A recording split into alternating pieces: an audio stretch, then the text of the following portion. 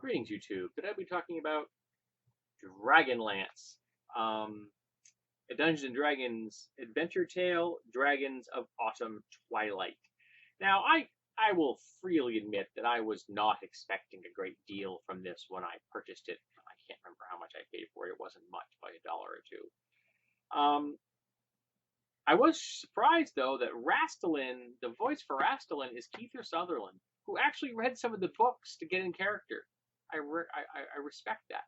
Um, but there wasn't a lot here that was all that good. It's got Lucy Lawless in it as well.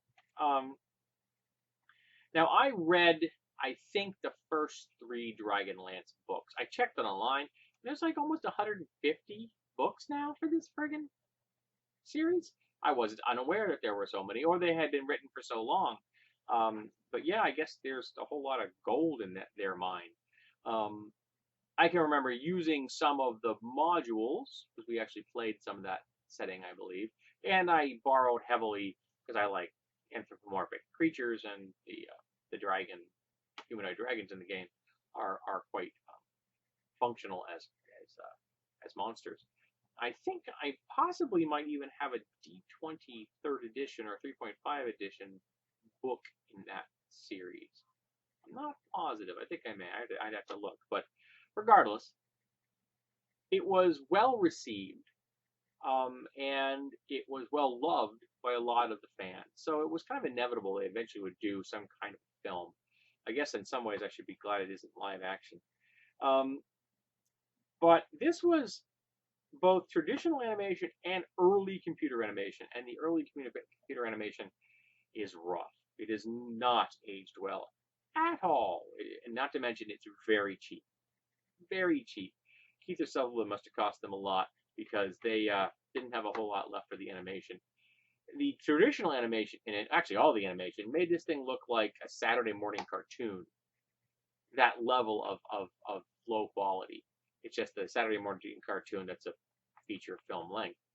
Um, the writing isn't very good. The general acting of the voices isn't very good.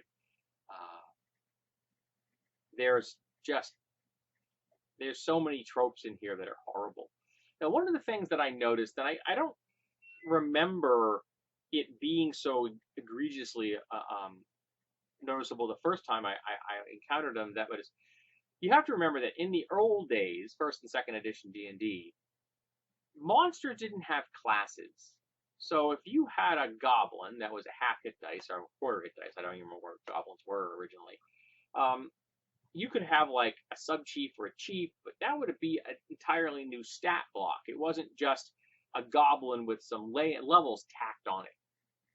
And all sub chiefs had and chiefs had a rough same experience and equipment, and so there were distinct stratas.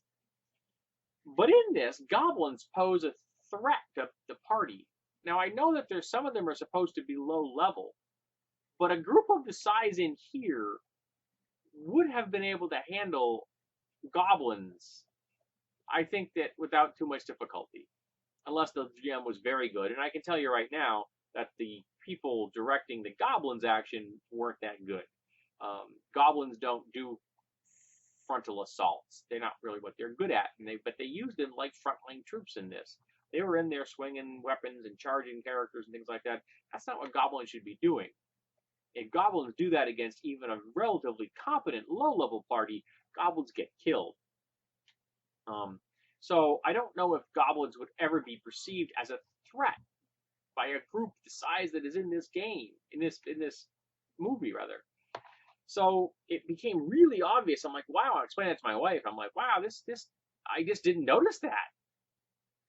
I mean, in the novels, it's not the game in some ways, so you can kind of forgive the fact that goblins are posing a threat.